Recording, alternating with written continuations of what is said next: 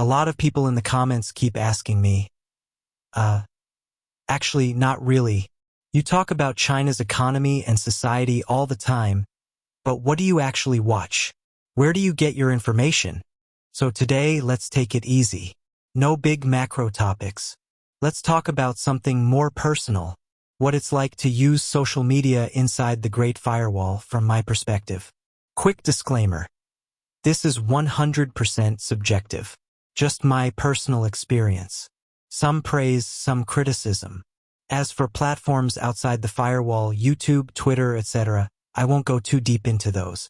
Honestly, many of you probably know them better than I do. For me, about 90% of my time is on YouTube. Then some Twitter and a few news apps like CNN, Fox, and Xiaobao. Fun fact, some apps like Xiaobao are actually accessible inside mainland China. Not blocked. But whether the content is filtered or soft-adjusted by algorithms, that's another question. Alright, let's get into the interesting part, Chinese platforms. First, Douyin, the domestic version of TikTok. A lot of people think Douyin equals TikTok. It's not. They are completely different apps. Inside China, you can't use the international version of TikTok. You can't even properly download it. Douyin, at this point, is basically a national-level app. The whole short video trend in China pretty much started there. But I'll be honest, I used to hate it. I first tried it around 2018 or 2019, and my first impression was simple, felt low-end, especially in public places. People blasting videos on their phones with loud, repetitive, sometimes cringy background music. It just felt noisy, cheap, repetitive, and kind of brainless. I downloaded it once and deleted it very quickly. Then COVID happened. More free time, stuck at home, I gave it another try. And that's when things started to change.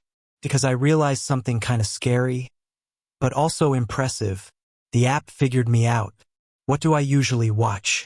Politics, history, culture, tech, social issues, different countries. And suddenly, Douyin started feeding me exactly that. Its recommendation algorithm is insanely powerful. It doesn't feel like it's recommending content. It feels like it's predicting you. You click one video, it already knows what you want next. I have to admit, that part is impressive. But then I noticed something even more interesting. There are a lot of people on Douyin who are saying things you wouldn't expect to exist. Let's just say, people who are more critical. It actually reminded me of early Weibo. If you were around 10 plus years ago, you know what I mean. Back then, Weibo had a lot of public intellectuals, commentators, people discussing real issues, criticizing things, using satire. And then, well, we all know what happened. Censorship increased. Posts got deleted. Accounts disappeared. Eventually, it turned into celebrity gossip, ads, and spam accounts. But now, in certain corners of Douyin, I'm seeing something similar again. Of course, it's not direct. People don't just say things openly. They use satire, metaphors, jokes, historical references, things that look harmless, but actually aren't. For example, some creators talk about history or philosophy. On the surface, it's about the past, but it often reflects the present. Others use comedy or absurd skits to highlight real-world issues. This kind of humor as criticism has become very popular in China in recent years. And honestly, the comment section is sometimes even better than the videos. You'll see coded language, phrases that look normal, but carry hidden meanings. Sometimes the density of these comments makes you wonder, wait, is everyone pretending not to know, but actually everyone knows? Of course, it could just be the algorithm trapping me in a bubble. If you're a different type of user, your Douyin might look completely different, full of patriotic content and positive energy. So overall, Douyin feels like this extremely powerful algorithm, highly polarized content, and a slightly bigger gray zone than you'd expect. Next, Xiaohongshu, Red Note/Little Red Book. If Douyin is too smart, then Xiaohongshu feels like too dumb. It constantly pushes content I'm not interested in. And the tone is very consistent. After scrolling for a while, you start to feel like there are only two worlds: a chaotic, declining West and a rising, superior China. A lot of posts and comments naturally shift into this kind of narrative. Watch a car video. It turns into a debate about American V8 engines versus environmental policies. Watch Japanese food. Suddenly it's about hygiene standards and national pride. Almost any topic can somehow become about patriotism. And then there's another major feature of Xiaohongshu: flex culture. People showing off salaries, luxury bags, apartments, lifestyles. After a while, you feel like the average income in China isn't $1,000 a month. It's like $100 million. It creates this weird sense of living in a parallel universe. Also, the user base shapes the vibe a lot. There are more female users, which naturally shifts content toward appearance, consumption, relationships, emotions. And sometimes you also see stronger gender tensions. Plus a lot of borderline content, bait posts, and questionable engagement. Sometimes you genuinely can't tell what's real and what's just marketing. So personally, I'm not a big fan of Xiaohongshu, but it's not useless.